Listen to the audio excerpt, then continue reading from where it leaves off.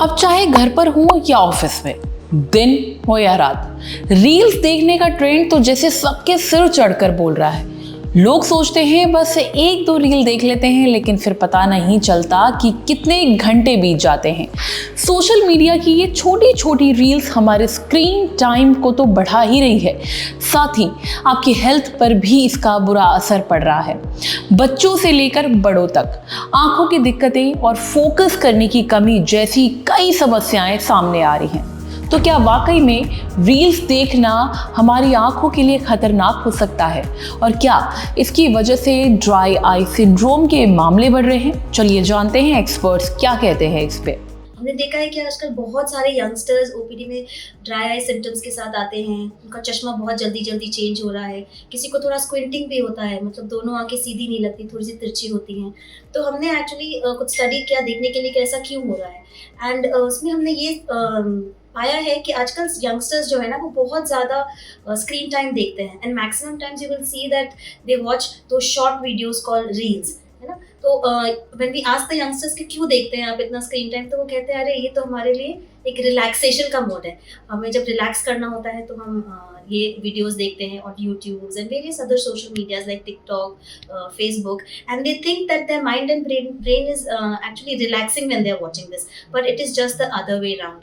तो जब आप रील्स देखते हैं ना तो आपका ब्रेन इतनी सारी चीज़ों को एक साथ समझने की कोशिश कर रहा होता है कि it is not actually relaxing, it is under lot of stress. So watching reels continuously for long hours without any breaks, continuously scrolling from one video to the other, actually damages your eye as well as your brain. It causes mental fatigue. And इसकी वजह से ही patients को dryness होता है, आंखों में बहुत pain होता है, and actually it decreases their thinking capacity. It leads to anxiety disorders. And अगर long term आप देखोगे तो जो these youngsters when they grow up, they have lot of other mental issues also, mostly anxiety disorders, and their deep thinking skills actually gets killed. So watching reels in when you're young is actually not a very good thing to do. So but then children ask us that, or parents they tell us कि मेरा बच्चा तो addicted है, what to do about it? So one way to break this addiction or to break this habit is to engage your child or the youngster in some other activity, like activities like playing. For young children, they can go outside and play in the park and engage them in physical activities.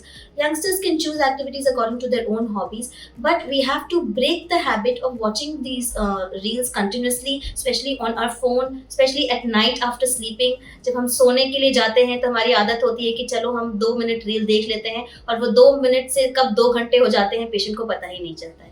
तो इस habit को हमें break करना है, and it is extremely necessary. So this was my take on how you can break the habit of watching reel and how the reels affect your eye in a very bad way.